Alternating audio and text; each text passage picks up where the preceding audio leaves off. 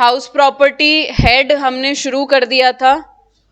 अच्छा, पहले मैं ये तो बता दूं कि मैं सब्जेक्ट कौन सा पढ़ाना है मुझे तुमको, है ना। एक बार नए वाले बच्चों को पढ़ा दूं। टैक्स, बिल्कुल इनकम टैक्स पढ़ेंगे। अभी ये टैक्स के अंदर ना दो हिस्से हैं। टैक्स है आपका पेपर नंबर 7, एक है पेपर नंबर 7A और एक आता है पेपर नंबर 7B। ये वाला क्वेश्चन हो गया था क्या कल सबका?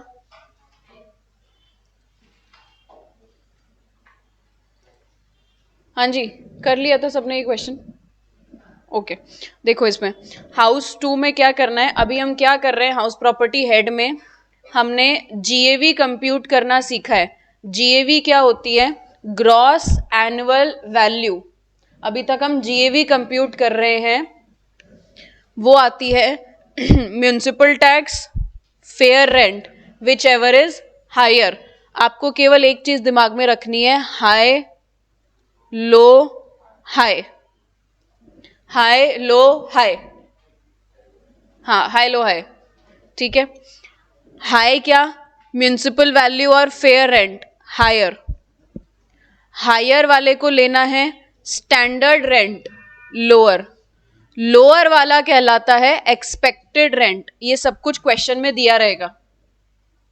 म्यूनिसिपल वैल्यू भी क्वेश्चन में गिवन होगी, फेयर रेंट भी क्वेश्चन में गिवन होगा और स्टैंडर्ड रेंट भी क्वेश्चन में गिवन होगा। तुमको कुछ कंप्यूट नहीं करना है, तुमको केवल हाई लो हाई करना है। हाँ ठीक। लोअर वाला होता है एक्सपेक्टेड रेंट। एक्सपेक्टेड रेंट को कंपेयर करते हैं एक्चुअल रेंट से, तो वो आ जाती है जीएवी। हायर वाला होता है जीएवी। ठीक, हम अभी तक जीएवी की ही कंप्यूटेशन कर रहे थे। जीएवी में हम कर रहे हैं वैकेंसी रेंट वाला। देखो इस क्वेश्चन से आप लोग भी समझना, कोशिश करना समझने की। हाउस 2 में हमें कंप्यूट करनी है जीएवी, ग्रॉस एनुअल वैल्यू। कैसे कंप्यूट करते हैं?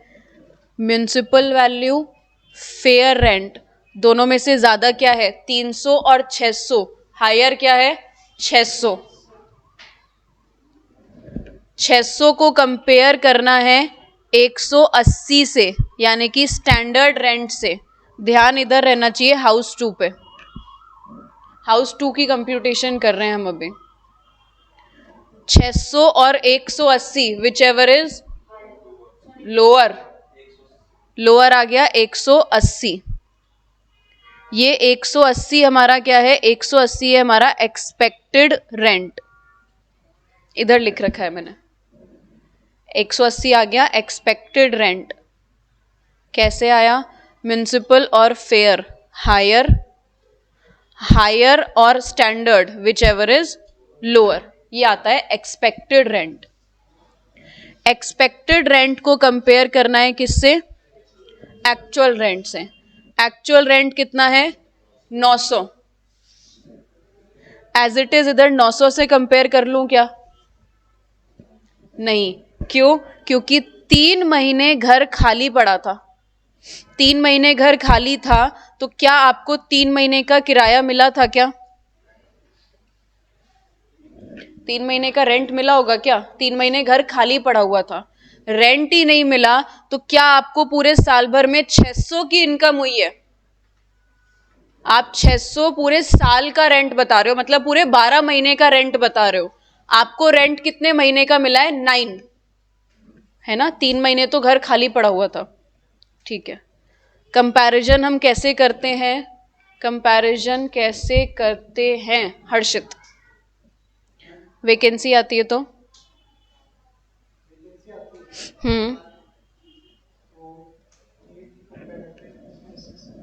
Expected, actual plus vacancy.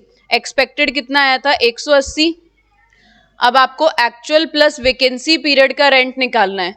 Actual rent आपको कितना दे रखा है? 900। 900 का आपको एक्चुअल रेंट दे रखा है, पर ये पूरे 12 महीने का है। वैकेंसी पीरियड का रेंट कैसे आएगा?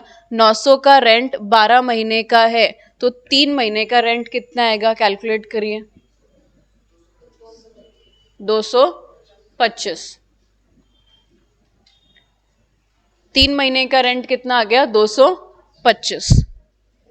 एक्चुअल रेंट कितना होगा? 900 अगर पूरे साल का है, मतलब 12 महीने का है, तो 9 महीने का रेंट कितना होगा आपका?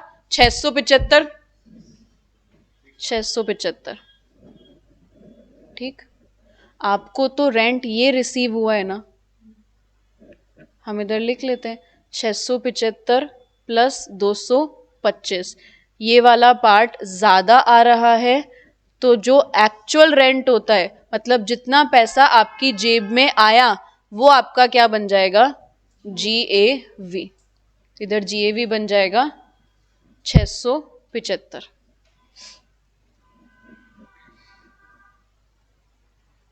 हाउस 3, 4, 5, 6, कोई भी डाउट?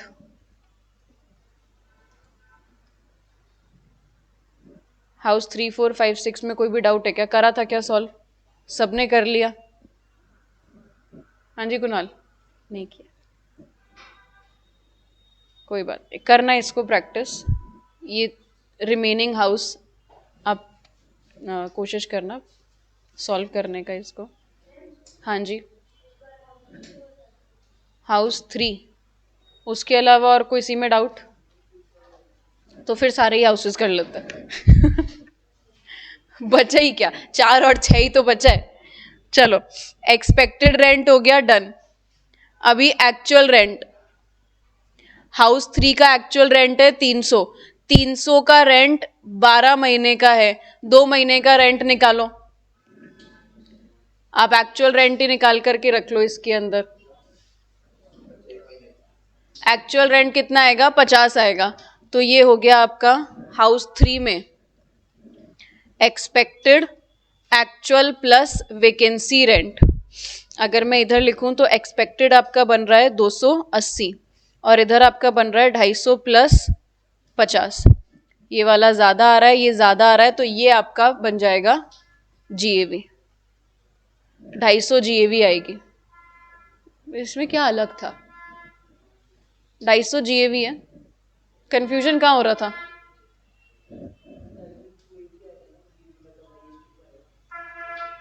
ढाई सौ और 50 मिलाकर के 300 बनते हैं। 300 ज्यादा है 280 से। जब अगर ये ज्यादा होता है तो एक्चुअल रेंट GAV बनता है।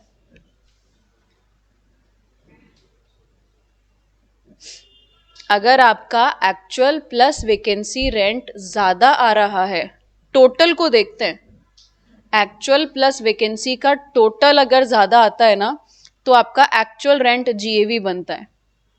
एक्सपेक्टेड रेंट था 280, एक्चुअल प्लस वैकेंसी रेंट ये आपका आ रहा है 250 और ये आ रहा है 50। टोटल मिलाकर के 300 बन गया, तो ये ज्यादा है। ये ज्यादा है तो एक्चुअल रेंट GAV बनेगा। एक्चुअल रेंट GAV बन गया। ठीक। और कौन सा हाउस था? हाँ जी, हाउस 4। हाउस 4 में आपको इधर है 225 और इधर आपका टोटल एग्रीगेट 240 आ रहा है। एग्रीगेट 240 आ रहा है, मतलब ये वैसे भी ज्यादा ही आ रहा है। ज्यादा आ रहा है तो आप एक्चुअल रेंट निकाल करके वो आपका GAV बन जाएगा। हाँ, 240 नहीं बनेगा, 220 बनेगा। 220 बनेगा ना, अलग अलग करोगे ना इसको, 220 आएगा। हाँ, 220 GAV 220 आएगी। हाउस 5 में डाउट है क्या? 180 आ रहा था। 250 एक्सपेक्टेड रेंट। हाउस 5 की बात कर रही हूँ मैं, 4 की नहीं। अच्छा, actual plus vacancy rent. House 5 में आपका ये 250 लिखा था ना एक्सपेक्टेड, ये आपका तो टोटल ही 216 आ रहा है। मतलब ही नहीं है, ये ऑलरेडी ज्यादा आ रहा है। हाँ, तो 250 ही GAV आएगी।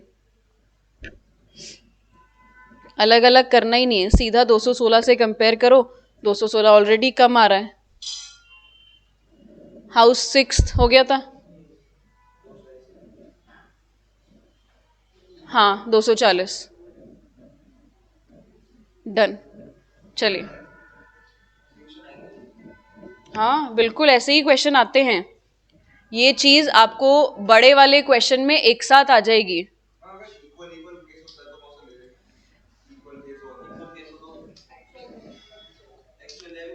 इधर गया इक्वल वाला, देखो एक्सपेक्टेड अगर ज्यादा आता है तो एक्सपेक्टेड रेंट जीएवी बन जाएगा, पर अगर एक्सपेक्टेड कम या बराबर आ रहा है तो एक्चुअल रेंट जीएवी बनता है। अरे ये तो रहा ना बराबर। हाँ किस किस में 220 ही तो आ रहा है तो। हाँ हाउस 6 के अंदर जीएवी 220 ही तो आ रही है, जीएवी 220 ही है हाउस 6 में, 220 है, 220 है जीएवी। ठीक, चल हाँ हाउस 6 सॉल्व करता है।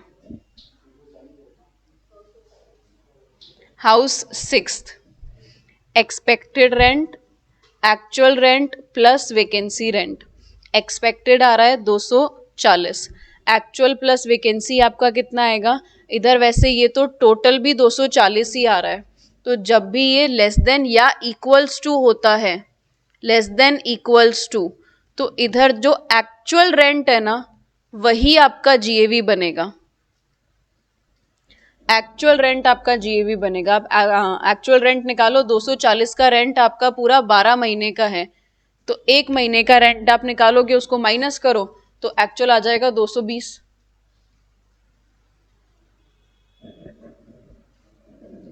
हाँ जी आ गया। जीएवी आएगा 220, बराबर में और कम में हम एक्चुअल रेंट को जीएवी मानते हैं।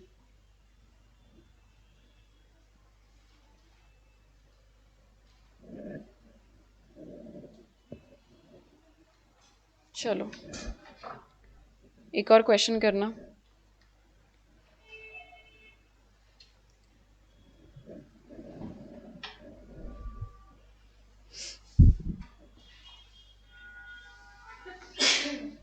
Bless you.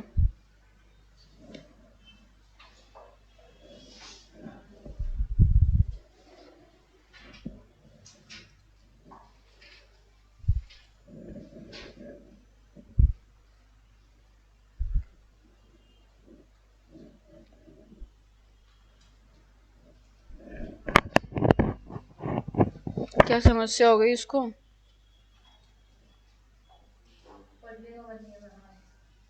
इसको पढ़ने को कौन कह रहा है, पढ़ना तो तुमको है। कोई बात नहीं, मन नहीं है तो ये लो क्वेश्चन देखो। ये लो इलेस्ट्रेशन नंबर 41।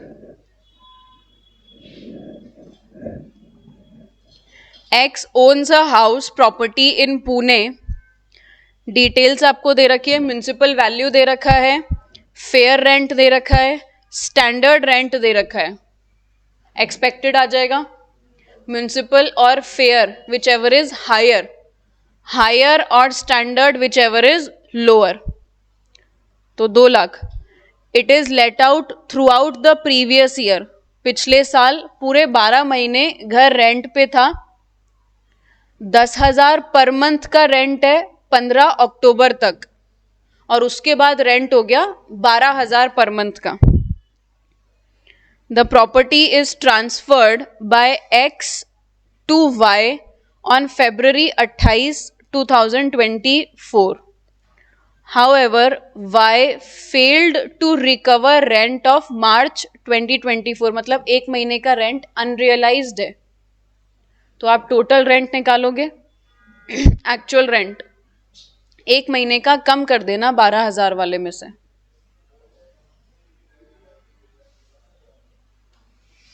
स्टार्ट तो करो, कंप्यूटेशन करनी, आपको जीएवी फाइंड करनी है। मार्च के महीने का रेंट अनरियलाइज्ड है।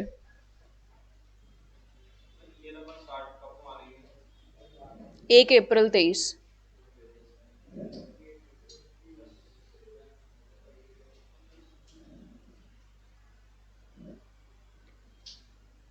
1 अप्रैल 23 से।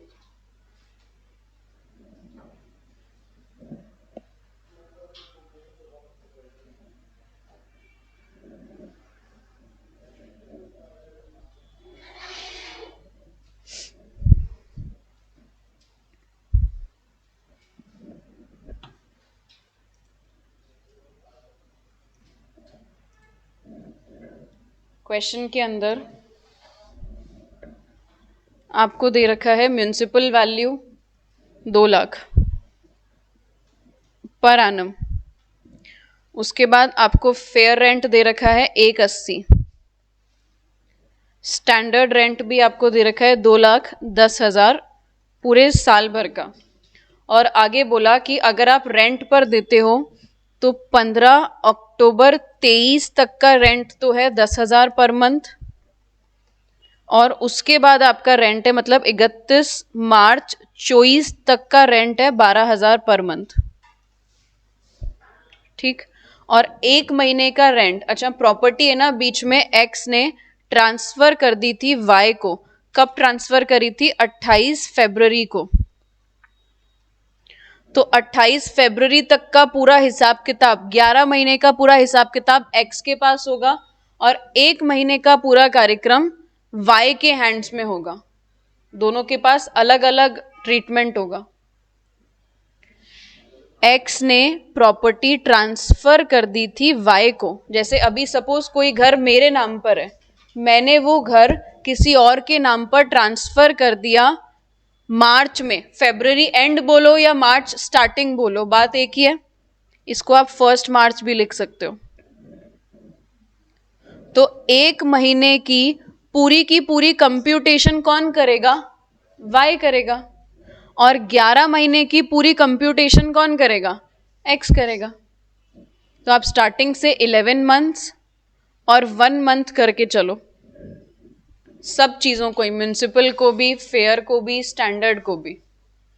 कंप्लीट को आप 11 महीने और 1 महीने में बांट दो। अब इधर लिखते हैं म्युनिसिपल वैल्यू, फेयर रेंट, यहाँ आएगा हायर, यहाँ आएगा स्टैंडर्ड रेंट, इधर आ गया लोअर, लोअर यानी कि एक्सपेक्टेड रेंट। ठीक। 11 महीने में बांटो म्युनिसिपल वैल्यू को। म्युनिसिपल वैल्यू है 2 लाख पर एनम की, पूरे साल भर की वैल्यू 2 लाख है। 11 और 1 में डिवाइड करो। म्युनिसिपल वैल्यू ठीक कितनी आ रही है? 18। ठीक है। तो म्युनिसिपल वैल्यू आपको दे रखी थी क्वेश्चन में 2 लाख, तो उधर आ गई 16,667। फेयर रेंट को भी बांटो। फेयर रेंट आपको दे रखा है 1,80,000 का, तो फेयर रेंट को हम बांटेंगे तो 1,65 और 15, 1,65 और 15, दोनों में से जो भी हायर है, हायर वाला आ गया 18, मतलब म्युनिसिपल वैल्यू। ठीक। नाउ स्टैंडर्ड रेंट को भी आपको ऐसे ही 2 हिस्सों में बांटना है। स्टैंडर्ड रेंट आ रहा है 2,10,000 का, 11 महीने और 1 महीने में डिवाइड करके चलो स्टैंडर्ड रेंट को। 192,500। ठीक है। स्टैंडर्ड रेंट आपका आ रहा है 192,500 और 17,500, दोनों में से जो भी लोअर होगा, तो लोअर को आपको क्या लेना है? Expected rent. ये आ गया। अब एक्चुअल रेंट, एक्चुअल रेंट की कंप्यूटेशन आप करोगे तो 10,000 का रेंट कितने टाइम तक के लिए था? अप्रैल, मई, जून, जुलाई, अगस्त, सितंबर, 6 महीने तो पूरे, और अक्टूबर आधा, तो मतलब 6.5 महीने, 6.5, 6.5। बिल्कुल। 10,000 का रेंट, वर्किंग नोट में करेंगे आप ये काम। 1 अप्रैल 23 से लेकर के 15 अक्टूबर 23 तक 10,000 इंटू 6.5, ठीक है।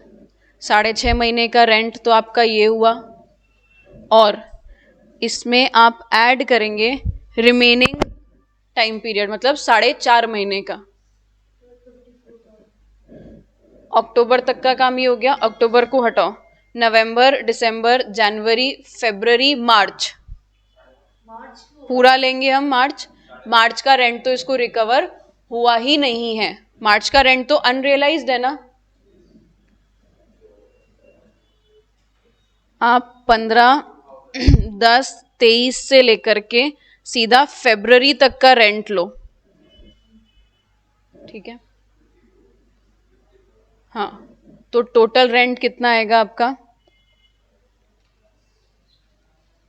टोटल रेंट कितना आएगा आपका? 1,19,000। ये 1,19,000 केवल इधर आएगा, यहां पर नील है, क्योंकि कोई एक्चुअल रेंट है ही नहीं। 1 महीने का रेंट उसने पे करा ही नहीं है। जैसे ही प्रॉपर्टी एक्स से वाई को ट्रांसफर हुई, रेंट ही नहीं रिकवर कर पाया। वाई ने कोई भी रेंट रिसीव नहीं करा। रेंट रिसीव नहीं करा तो एक्चुअल रेंट आ गया नील। एक्चुअल रेंट नील है। जीएवी हम लेते हैं हायर वाली। इन दोनों में से हायर क्या आएगा? बस, और इधर आ गया, ठीक। ये प्रेजेंटेशन का तरीका। बाकी आप इसको करना चाहो ना तो पूरे 12 महीने का एक साथ भी कर सकते हो, आंसर सेम ही आएगा। पूरे 12 महीने का आप एक साथ भी कर सकते हो। हाँ, पूछा दोनों का है इसीलिए अलग अलग करें, ठीक। इसमें दोनों के लिए जीएवी कंप्यूट करने बोला था, इसलिए हमने अलग अलग करा है। अगर ये केवल जीएवी बोलता है एग्जाम में तो भी हमें अलग ही करना है। प्रेजेंटेशन के मार्क्स काट लेते हैं वरना।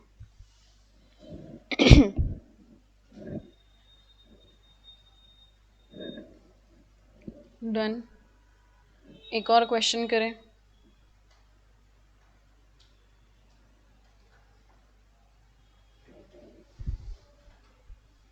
हम्म,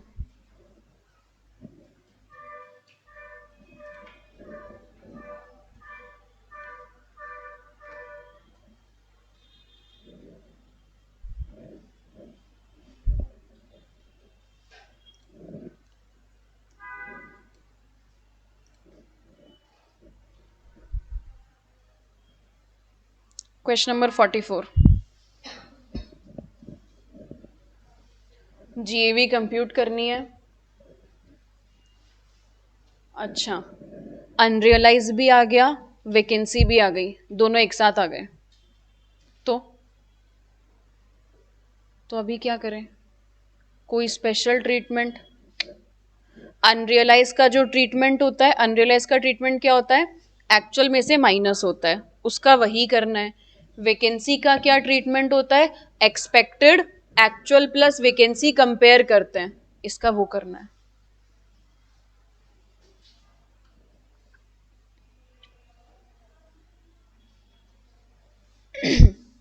पहले आप केवल हाउस 1 करें कोशिश, फालतू तीनों कर लो और गलत हो जाए।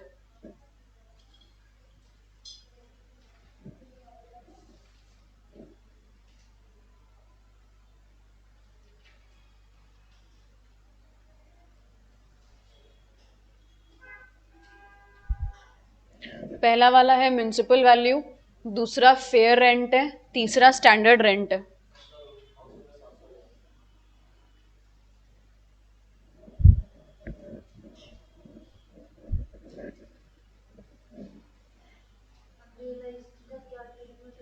एक्चुअल में से माइनस होता है।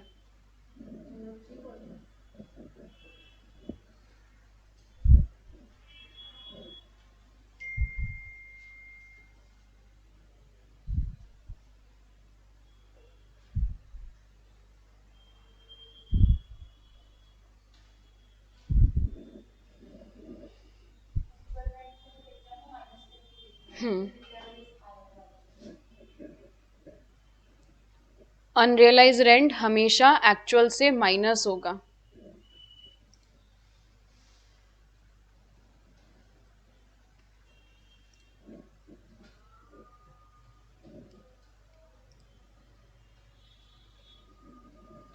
दो 204 और 146। अच्छा,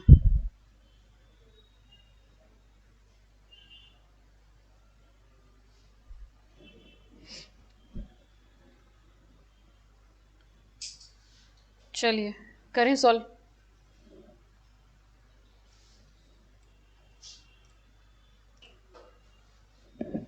देखो, हाउस 1, ये है हमारा illustration number 44। House 1, house 2, house 3। आपको म्युनिसिपल वैल्यू दे रखी है 500, 800, 600। आपको फेयर रेंट दे रखा है 400, 900 और 600। स्टैंडर्ड रेंट हमें दे रखा है 700, 720 और 700। Actual rent receivable, actual rent receivable है 350, 540, 600। अनरियलाइज रेंट करंट ईयर का ही है 23-24 का 10, 0, 150। और वैकेंसी है इसके अंदर 5, 3 और 2 महीने की। डन। इतनी डिटेल्स हमें दे रखी है ना। हाँ ठीक है। सबसे पहले हाउस 1, आप तीनों का एक्सपेक्टेड रेंट कंप्यूट कर लीजिए। तीनों का एक्सपेक्टेड रेंट कितना आ रहा है? नहीं रुको तो ज़रा सब्र करो। हाँ जी आयुषी, हाउस 1 का एक्सपेक्टेड रेंट कितना आ रहा है?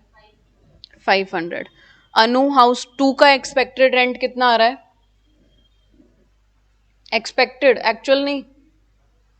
अच्छा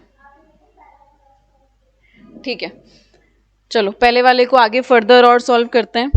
अब हमें इसे एक्चुअल रेंट से कंपेयर करना है। एक्चुअल रेंट आपका 350 का दे रखा है, 10 का अनरियलाइज रेंट है और वैकेंसी है आपके पास में कितना? 5 महीने की वैकेंसी है। अगर हम इधर वैसे कंपैरिजन करें भी तो आप देखो, एक्चुअल रेंट रिसीवेबल है 350। हमें कंपेयर करना होता है expected rent plus vacancy, expected rent actual plus vacancy period rent. Expected हमारा आ गया 500, एक्चुअल रेंट हमें दे रखा है 350 का। ये रेंट हमें रिसीव हुआ है, ये टोटल पर एनम का रेंट नहीं है। बिल्कुल 350 का रेंट आपको रिसीव हुआ है। तो अब इसमें से अगर मैं वैकेंसी का रेंट निकालूं तो टोटल रेंट कितना हो जाएगा?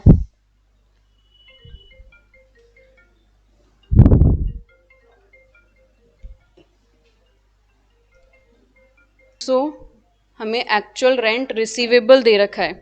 ये जो 350 का रेंट है, 5 महीने अगर वैकेंसी थी तो 350 का रेंट 7 महीने के बराबर है।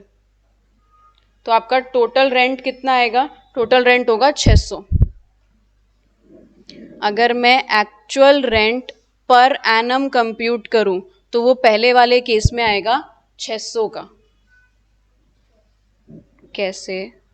350 का रेंट 7 मंथ्स का है। ये कैसे पता लगा?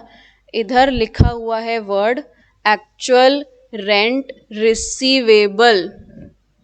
ऊपर हमने जो क्वेश्चन करा था उसमें लिखा हुआ था एक्चुअल रेंट पर एनम, मतलब पूरे साल का रेंट दे रखा था। यहां हमें पूरे साल का रेंट नहीं दे रखा, यहां हमें रेंट दे रखा है कि इतना रेंट इसे मिलना चाहिए था 7 महीने अगर घर लेट आउट होता है तो। अगर घर 7 महीने लेट आउट होता है तो इसे कितना रेंट मिलना चाहिए था? 350 का रेंट मिलना चाहिए था। पर क्या 7 महीने हम जो कंपेयर करते हैं वो केवल 7 मंथ का कंपेयर करते हैं क्या? नहीं, हम प्लस वेकेंसी रेंट भी कंपेयर करते हैं।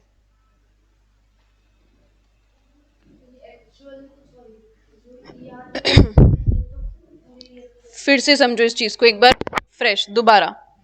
हम कंपेयर करते हैं expected, actual plus vacancy rent. ठीक, एक्सपेक्टेड रेंट आपने निकाल लिया 500। क्वेश्चन में हमें एक्चुअल रेंट रिसीवेबल दे रखा है। एक्चुअल रेंट रिसीवेबल दे रखा है मतलब क्वेश्चन के अंदर वैकेंसी थी 5 महीने की। वैकेंसी अगर 5 महीने की है तो लेट आउट कितने टाइम पीरियड रहा? 7 महीने। 7 महीने का रेंट दे रखा है आपको 350। अच्छा, इसमें से अनरियलाइज रेंट भी है, तो एक्चुअल रेंट रिसीव्ड तो 340 है, क्योंकि 10 का अनरियलाइज भी तो है। 7 महीने का रेंट मिलना चाहिए था 350। हम कंपैरिजन के लिए पूरे 12 महीने का रेंट लेते हैं, actual plus vacancy. Actual plus vacancy का रेंट आपका टोटल कितना आएगा? 600, क्योंकि 350 7 महीने का है, तो आप पूरे 12 महीने का कंप्यूट करो। 12 महीने का कितना आएगा? 600।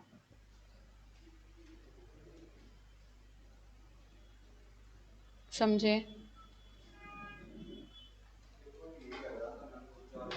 रिसीवेबल लिखा हुआ है ना। ठीक, अब क्योंकि ये ज्यादा आ गया तो जो एक्चुअल रेंट है वो जीएवी बनता है। एक्चुअल रेंट कितना है? 350 माइनस 10 मतलब 340।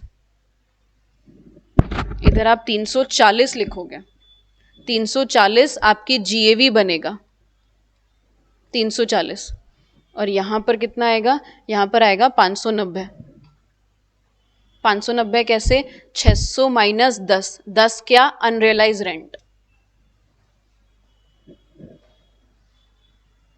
अगर वैकेंसी और अनरियलाइज्ड एक साथ आ जाता है तो आपको कंपेयर करना है। कंपेयर करने के बाद में आप अनरियलाइज रेंट माइनस करो, माइनस करके जो आएगा वो आपका एक्चुअल रेंट है, और वो एक्चुअल रेंट जीएवी होगा। हाउस 2 ट्राई करोगे एक बार? हाउस 2 की जीएवी कंप्यूट करने की कोशिश करो।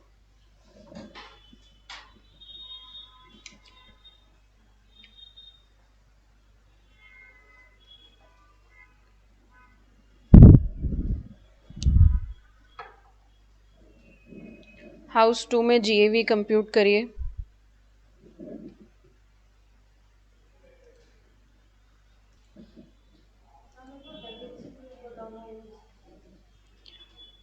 पाँच महीने घर खाली है, 350 का रेंट 7 महीने का है, 12 महीने का रेंट कितना होगा?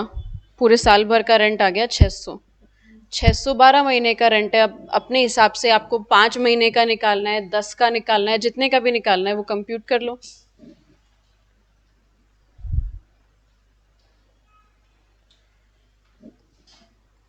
ठीक, हाउस 2 में क्या होगा? हाउस 2 के अंदर, हाउस 2 में आपका एक्सपेक्टेड रेंट आ गया 720। एक्चुअल रेंट कैसे आएगा? एक्चुअल रेंट आपको दे रखा है इधर 540। 540 का रेंट 9 मंथ का है।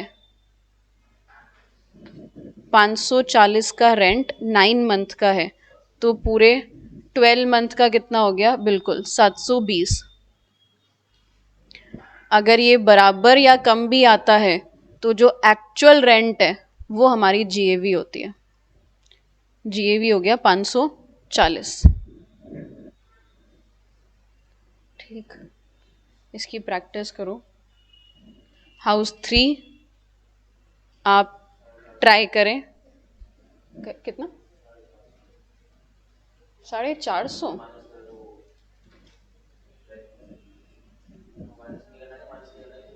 अनरियलाइज रेंट माइनस होता है ना, बिल्कुल होता है।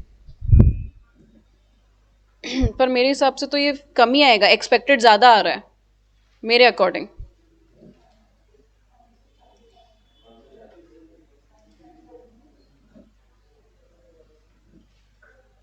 ठीक है, ट्राई करना है इसको। हाउस 3। ओके, आगे का हम कल कंटिन्यू करेंगे। धन्यवाद।